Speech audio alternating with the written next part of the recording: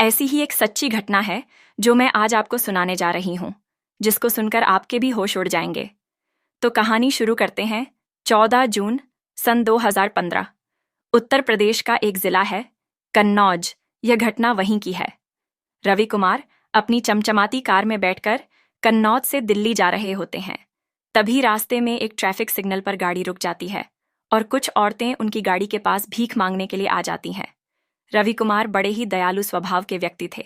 वह अपनी गाड़ी का शीशा नीचे करते हैं और सभी भीख मांगने वाली औरतों को 10-10 रुपए दान में भिक्षा के रूप में देने लगते हैं।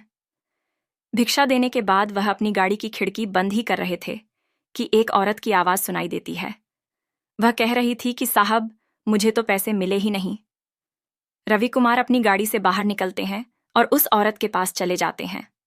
रवि कुमार उस औरत को देखते हैं तो उनके चेहरे का रंग फीका पड़ने लगता है, क्योंकि वह औरत कोई मामूली लड़की नहीं, बल्कि रवि कुमार की ही तलाकशुदा पत्नी पायल थी। रवि कुमार अपनी तलाकशुदा पत्नी को इस स्थिति में देखकर चौंक जाते हैं। पायल भी अपने पति को देखकर रोने लगती है। उसकी आंखों में आंसू आ जाते हैं। पायल को देखकर ही लग रहा था कि जैसे उसके ऊपर परेशानियों का बोझ भरा पड़ा हो। पायल ने बहुत ही गंदे कपड़े पहन रखे थे। रवि कुमार मन ही मन सोचने लगता है कि इसकी क्या हालत हो गई है, और उसकी भी आंखों में आंसू बहने लगते हैं। उन दोनों को इस स्थिति में देखकर लोग वहां इकट्ठा हो जाते हैं कि आखिर यह मामला क्या है। तो रवि कुमार खुद को संभालते हुए पायल को अपनी गाड़ी में बैठाकर बोलता है कि चलो पायल, यहां से किसी पास के होटल में चलते हैं, वहां बैठकर आराम से बात करेंगे। और फिर वह दोनों एक होटल में जाकर बैठ जाते हैं। रवि कुमार पायल के आंसू पहुंचते हुए उससे कहता है कि तुम तो बहुत अच्छी फैमिली से हो, तुम्हारे माँ बाप तो बहुत अमीर लोग हैं, अच्छा खासा बिजनेस है, उनका नाम है, रुतबा है तुम्हारी। यह हालत आखिर कैसे हो गई? इतनी गरीबी कैसे? और तुम सिग्नल पर भी क्यों मांग रही हो, जबकि मैंने तो तुम्हें डिवोर्स देने के बाद 8 लाख भी दिए थे। इतने ज्यादा पैसे तो तुम बड़ी आराम से अपनी पूरी जिंदगी गुजार सकती थी। रवि कुमार पायल से कहता है कि तुम मुझसे अपने मामा, मामी, मौसा, मौसी की बातों में आकर कितनी लड़ाई झगड़ा करती थी। हमेशा मुझे तलाक लेने की बातें करती रहती थी। मैं तो फिर भी तुम्हें माफ कर देता था। तुम्हें कितना समझाया था मैंने कि यह तुम्हारी गलतफहमी है, तुम मुझसे तलाक मत लो, पर तुमने मेरी एक ना सुनी। तुम जिद पर अड़ी थी, नहीं मुझे तो तलाक चाहिए तो चाहिए, और आखिर का तुम तलाक लेकर ही मानी। अब तुमने मुझसे तलाक ले ही लिया था, तो ये परेशानियां क्यों आ गई तुम्हारे साथ? मुझे बताओ पायल, ये क्या है, क्या हुआ है तुम्हें? तभी पायल रवि की बात को टालते हुए बोलती है कि तुम्हारी माँ कैसी है, यानी मेरी सासू माँ कैसी है, उनकी तबीयत के क्या हालचाल है? रवि कुमार बताते हैं कि मेरी माँ भी ठीक ही है, हर रोज बस तुम्हें ही याद करती रहती है और पूछती रहती है कि क्या मेरी बहू इस घर में दोबारा से वास नहीं आ सकती। तुम्हारे घर से चले जाने के बाद मेरी माँ की हालत बहुत बिगड़ गई है। यह सुनकर पायल फूट फूट कर रोने लगती है। और यह बातें छोड़ो पायल, तुमने जो भी फैसला किया था अपनी बेहतरी के लिए किया था। फिर वह पायल से पूछता है कि तुम्हारी यह हालत आखिर कैसे हो गई? तभी पायल कहती है कि मेरी जिंदगी के बारे में मत पूछो। तुमसे डिवोर्स लेने के बाद जो 8 लाख मिले थे, वह मेरी मौसा मौसी और मामा मामी ने हड़प ली और मुझे घर से धक्का देकर बाहर निकाल दिया और ताना सुनाते हुए कहा कि जो अपने पति की ना हो सकी, वह हमारी क्या होगी। उसके बाद मैं यहीं सड़क किनारे सिग्नल के पास किराए के कमरे पर रहती हूँ और भीख मांगकर अपना गुजारा कर रही हूँ और अपनी की गई गलती का पश्चाताप कर रही हूँ। पायल रवि से कहती है कि मैं बहुत परेशान आ चुकी हूँ, अपनी इस जिंदगी से मेरा कोई सहारा नहीं है। फिर वह फपक फपक कर रोने लगती है। रवि पायल को चुप कराते हुए बोलता है कि कोई बात नहीं, जो हो गया सो हो गया। पायल रवि से कहती है कि मुझसे बहुत बड़ी भूल हो गई है, तुम जैसा पति किसी को नहीं मिल सकता है, मुझसे बहुत बड़ी गलती हुई, मैंने तुमसे तलाक लिया, क्या तुम मुझे एक मौका और नहीं दे सकते हो? मुझे फिर से अपना लो। रवि यह कहते हुए पायल रवि के पैरों में लिपट जाती है। तभी वह पायल को उसके कमरे पर ले जाता है और अपने काम से दिल्ली के लिए निकलने ही वाला था कि पायल कहती है कि अपना ख्याल रखना और कहीं रास्ते में खाना जरूर याद से खा लेना। रवि हाँ में जवाब देता है और फिर अपनी गाड़ी से दिल्ली के लिए सफर शुरू कर देता है। वह दूसरे दिन दिल्ली से वापस आता है और सीधा पायल के कमरे पर पहुंचता है। उसको पायल वहीं कमरे पर ही मिल जाती है।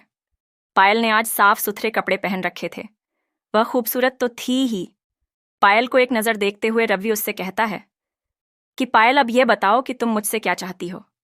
रवि गुस्से में बोलता है कि तुमने अपने रिश्तेदारों और परिवार की बातों में आकर मेरी और खुद की जिंदगी को तबाह कर लिया है। अब और क्या चाहती हो मुझसे? पायल रोते हुए कहती है कि तुमसे तलाक होने के बाद मेरे घर वाले मेरी शादी एक अधेड़ व्यक्ति से करना चाहते थे, एक बूढ़े इंसान से करना चाहते थे। इसके लिए उन्होंने 8 लाख भी उस व्यक्ति से एडवांस ले रखे थे, लेकिन मैंने साफ मना कर दिया कि मैं यह शादी नहीं करूंगी। मेरे शादी से इनकार करने पर उन्होंने मुझे घर से धक्का देकर बाहर निकाल दिया। मैंने कई बार तुमसे बात करने की भी कोशिश की थी, पर तुम्हारा कोई कांटेक्ट मेरे पास नहीं था और घर वालों ने मुझे तुमसे मिलने भी नहीं दिया। जब तक मैं तुमसे मिल पाती तब तक बहुत देर हो चुकी थी।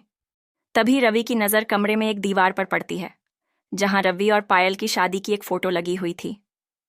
रवि पायल से इस तस्वीर के बारे में पूछता है कि यह तस्वीर क्यों लगा रखा है? हमारा तो तलाक हो चुका है ना, अब इसकी क्या ज़रूरत है? पायल अपने आंसू पहुंचते हुए कहती है कि मैं रोज़ तुम्हें इस तस्वीर में देखती हूँ, तुम्हारी पूजा करती हूँ।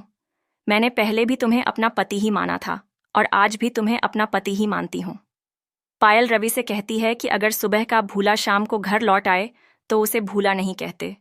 मुझसे बहुत बड़ी गलती हो गई। तुम जैसा पति तो सिर्फ किस्मत वालों को ही मिलता है। मैंने तुम्हारी कद नहीं की, मुझे माफ़ कर दो। रवि कुमार पायल की बातों को सुनता रहता है और कुछ देर बाद बोलता है कि यह कपड़े मैं दिल्ली से तुम्हारे लिए लाया हूँ, इन्हें तुम अपने पास रख लो और मुझे जाने दो। मेरी माँ मेरा इंतज़ार कर रही होगी।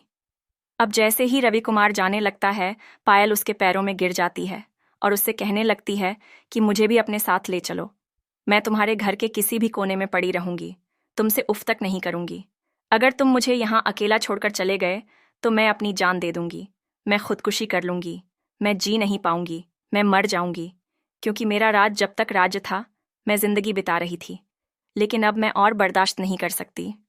रवि भी अब धीरे धीरे इमोशनल होने लगता है और फिर वह अपने घर फ़ोन करता है और अपनी माँ से बोलता है कि माँ, पायल मिल गई है।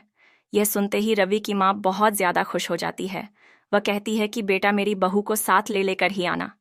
अब जब वह मिल गई है तो कैसे भी करके उसे घर लेकर आ। मैं अपनी बहू से मिलना चाहती हूँ, उसे फिर से अपनाना चाहती हूँ। अब यह सुनकर पायल के चेहरे पर खुशी की लहर आ जाती है। वह मन ही मन सोचने लगती है कि चलो, माँ के दिल में तो मुझे लेकर कोई कालापन नहीं है, कोई भेदभाव नहीं है, वे तो मुझे स्वीकार करना चाह रही है। रवि पायल से कहता है कि चलो, कपड़े रखो और मेरे साथ घर चलो। एक बार फिर से तुम हमारे घर की लक्ष्य बनने जा रही हो। यह सुनकर पायल रवि से गले लग जाती है और रोने लगती है। वह उससे कहती है कि रवि, तुम इंसान नहीं बल्कि मेरे लिए एक देवता का अवतार हो। फिर रवि भी उसको गले लगाकर रोने लगता है। वह भी अपनी भावनाओं को अब दबा नहीं पाया था। वह दोनों गाड़ी में बैठते हैं और सीधा अपने घर कन्नौज के लिए निकल पड़ते हैं। कन्नौज पहुंचने के बाद जैसे ही पायल गाड़ी से उतरती है तो वह देखती है कि रवि की माँ यानी कि उसकी सासू माँ हाथ में थाल ली खड़ी है, उसका स्वागत का इंतजार कर रही है। पायल दौड़कर जाती है और अपनी सास के पैरों में जाकर गिर जाती है, उनसे लिपट जाती है और कहती है कि माँ, मुझे माफ़ कर दो, मैं अब कभी आप लोगों को छोड़कर नहीं जाऊंगी। यह कहते हुए पायल और उसकी सासू माँ दोनों लिपटकर रोने लगते हैं। माहौल बहुत ही गमगीन हो जाता है। अब पायल और रवि फिर से अपनी शादीशुदा जिंदगी में वापस से बंध जाते हैं और अपनी खुशहाल नई जिंदगी की शुरुआत करते हैं। दोस्तों, कहते हैं ना कि अंत भला तो सब भला। तो दोस्तों, कहानी आपको कैसी लगी हमें कमेंट करके ज़रूर बताना। रवि कुमार ने पायल के साथ जो बाद में फैसला किया, क्या वह इसकी हकदार थी या उसे उसकी सज़ा देनी चाहिए थी? रवि की माँ के बारे में आपका क्या ख्याल है? क्या इस तरह की सासू माँ सभी को मिलनी चाहिए? और पायल की क्या गलतियाँ थीं जो वह इस हाल को पहुँच गई थी? कमेंट करके ज़रूर बताना। और आप किस शहर से हमारी वीडियो को देख रहे हैं, कमेंट में अपना नाम लिखकर ज़रूर बताएं। आपका कमेंट पढ़कर मैं अगली वीडियो में सुनाऊंगी।